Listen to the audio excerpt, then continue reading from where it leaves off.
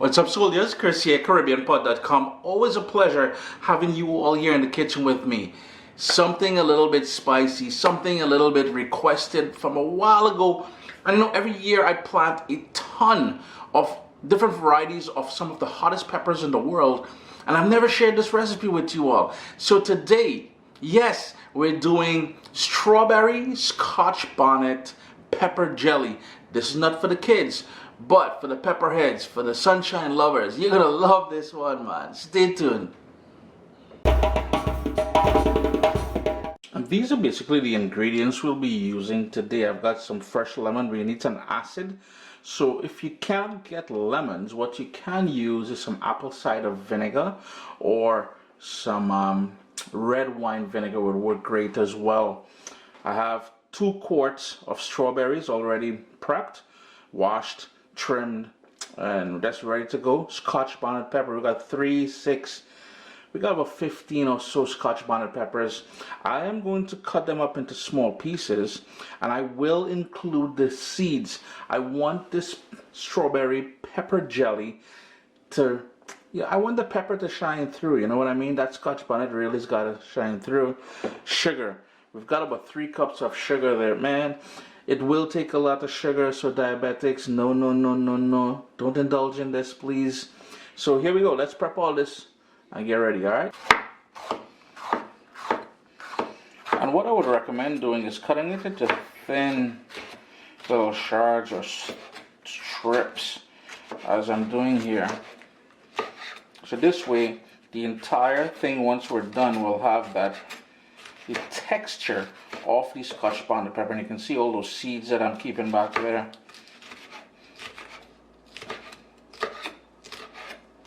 I think it's time for me to sharpen my knives. I try to sharpen my knives once a week, but I've been slacking lately. So see those? And remember, friends, wear gloves, wash your hands immediately after with soap and water. You will learn the hard way if you don't listen to me, alright? Gonna go in with all that trimmed strawberries in there.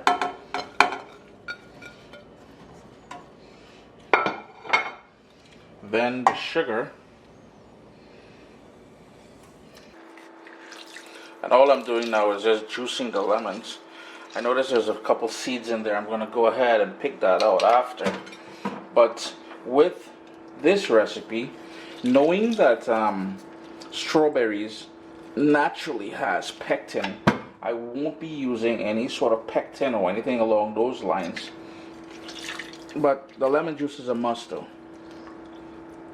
Got all of those peppers all chopped up now, so we're just adding those to the pot, seeds and everything. Now we feel a little bit on the shy side when it comes to heat. You can certainly remove the seeds before you chop them up. Let me hit you guys a little close. Gotta love them colors, boy. Caribbean sunshine, yo, magnificent. And the final thing before I turn on the stove, I'm just gonna strain in that lemon juice.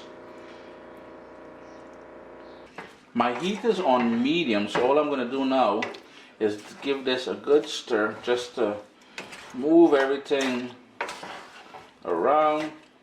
We're gonna bring this up to a boil, and then we're gonna reduce it to a simmer, because by bringing it up to a boil, it will help to soften up the peppers.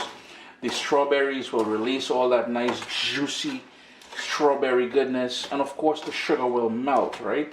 And that is exactly what we want to happen. Just gonna keep stirring it a bit until it comes up to that sort of a bubble.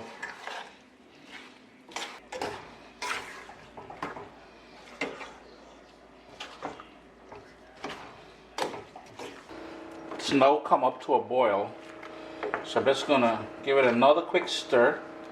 I'm gonna reduce my heat to low, and I'm gonna let it go for a few minutes.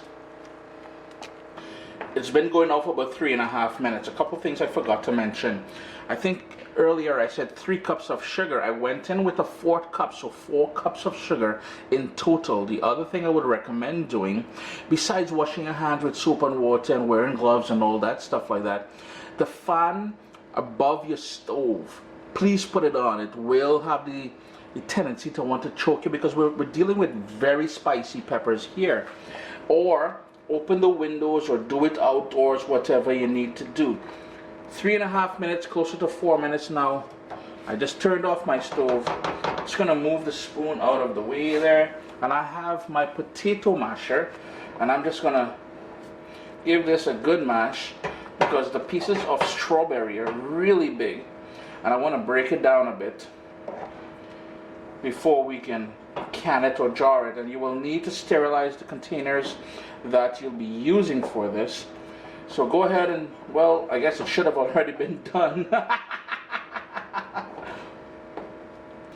You know, from time to time, you guys, if you're watching my videos, you will notice that the light changes, and I keep forgetting that when I'm filming to turn off the yellow light above the stove. That one tends to create a different sort of lighting than you're accustomed to. So all you would do now, ladle this into your canning jars or bottles. Let's look at that here. Ooh, that's gonna set, because as I said, there's natural pectin in the strawberries. Ladle it into your whatever containers that you're going to be saving it in, and strawberry Scotch Bonnet pepper jelly. Now this ain't that stuff that people make with those sweet pepper or bell peppers and stuff like that. Eh? This thing is live and direct, but on your toast, on your charcuterie boards, you know, you're going to lay on a little bit of cream cheese. You're going to put some of this stuff on there, on barbecued meats, sandwiches. Oh boy, pepperheads, you guys are going to love this stuff here. I'll let it cool down, so I'll show you guys the sort of texture and consistency that it turns out to be. Got a lovely texture starting to come together now. It's been off the stove for about an hour or so. If you wanted to put pectin in there, you can certainly do that. Chrissy at CaribbeanPod.com, always a pleasure having you all in the kitchen with me.